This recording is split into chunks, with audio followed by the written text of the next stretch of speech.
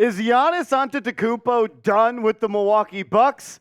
I'm not so sure, but I do know this. He had some very controversial statements over the weekend when he sat down with the New York Times and talked about his future with the Bucks. So in today's video, we're going to give you those quotes from Giannis. Also, Mark Stein, NBA insider, hinted at the idea that the Knicks are a team that Giannis would want to play with. We also have quotes from Ian Begley as well as Brian Windhorst because these rumors are heating up. You're watching Knicks Now by Chat Sports. I'm your host, Marshall Green. Let's get into it.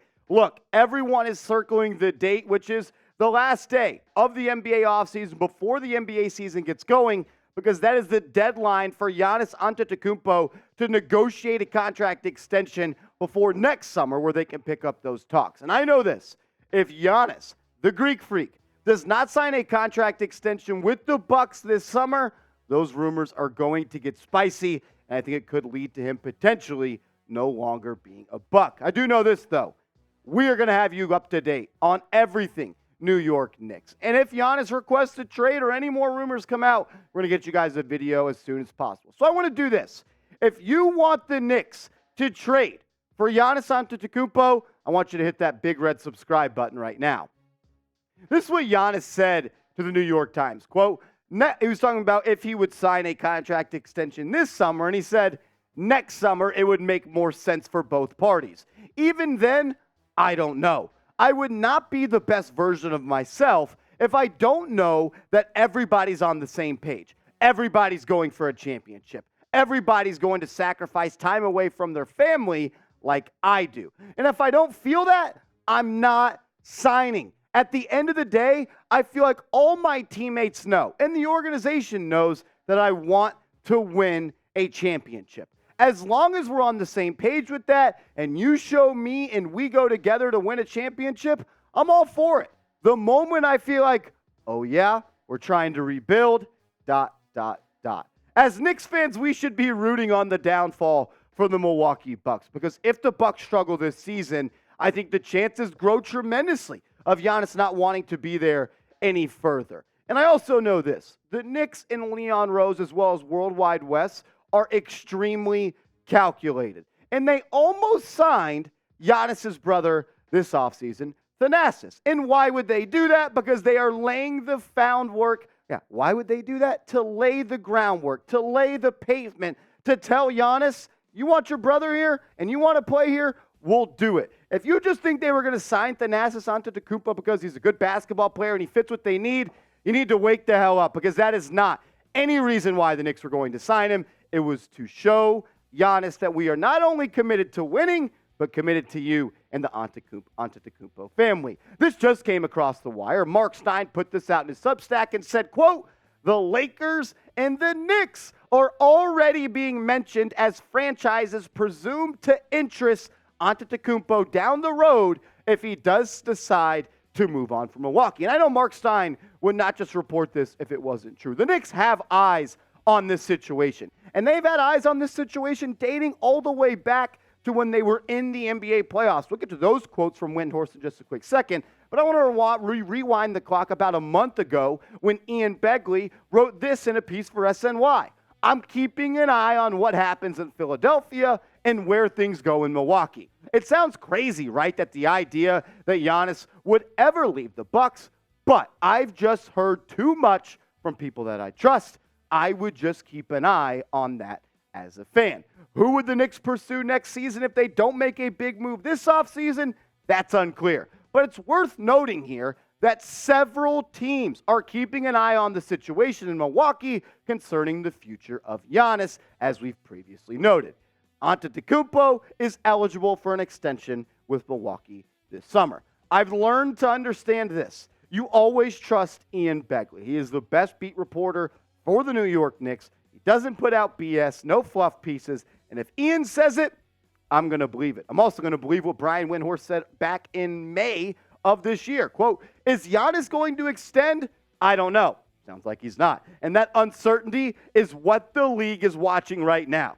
The New York Knicks, for example, they got 97% of their attention on the Miami Heat and 3% of their attention on Milwaukee. What's going on over there. I think it is unlikely Giannis extends his contract this summer. We told you that months ago. He's not going to do so. They are a late-stage contender with a superstar in his 20s, and there are teams in this league watching very closely to see what happens with the Bucks this summer. There's a whole lot of smoke surrounding this situation with Giannis in the Bucks, and he could put all of it to bed by signing a contract extension.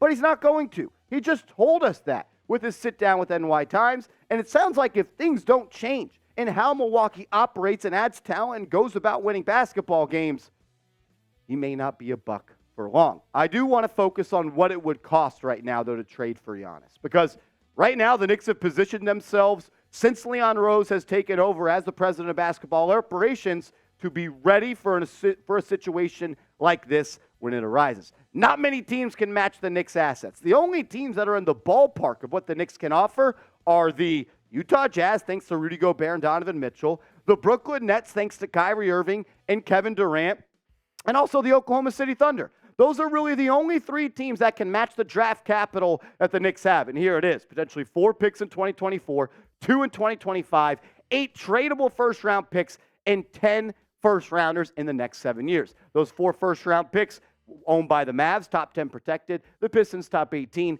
and the Wizards, top 12 protected. But where I think the Knicks kind of edge out a team like, let's say, the Brooklyn Nets or a potential team like the Utah Jazz or Oklahoma City Thunder is not just the picks they can trade. They have a whole bunch of players on cost-friendly contracts, as well as players that are still on the cusp of their prime. Emmanuel Quickley, age 24. Huge fan of his. If you watch the show, you know that. Love Quentin Grimes. I'm only trading Grimes or Quickley if I can get a superstar.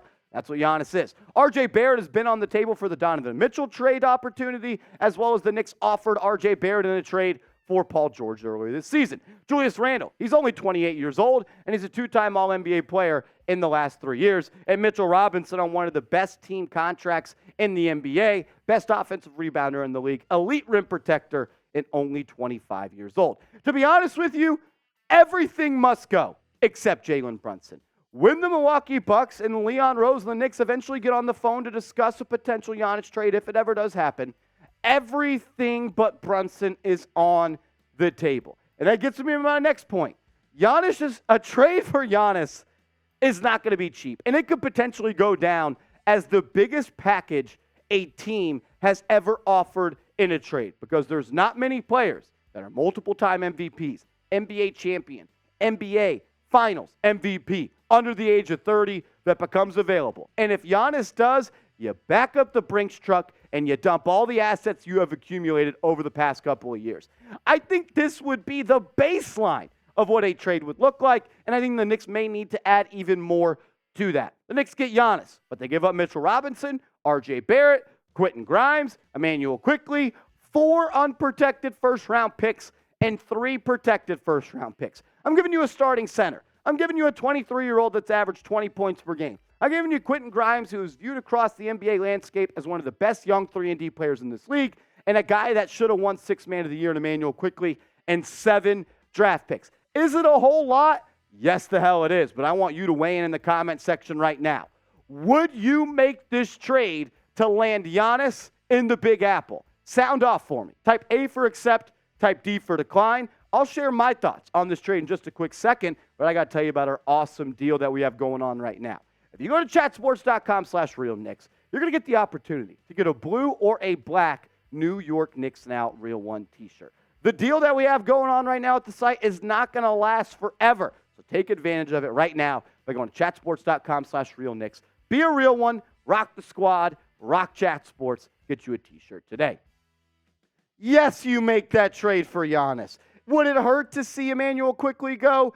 Yes. Would I be upset if RJ went? Would I be upset if Grimes and Robinson, 7 first-round picks? Yes. But you would have the best duo in the NBA in Giannis and Brunson, and I truly believe that those two can win you an NBA championship. Notice I didn't include Julius Randle in that trade. It's not because I want to hold on to Randle. Shoot, if the Bucks want Randle instead of Barrett, we'll do that. Shoot, if they want Randle as well in that trade, take your ass to Milwaukee, Julius. You trade Randle, though, in that situation. Not sure what you would get for him, so I'm going to show you guys what a potential Knicks lineup would look like, but understand that you still have Randle as a trade chip. Your potential starting five, Jalen Brunson, Dante DiVincenzo, Josh Hart, Giannis, and Isaiah Hartenstein. More work will need to be done, 100%.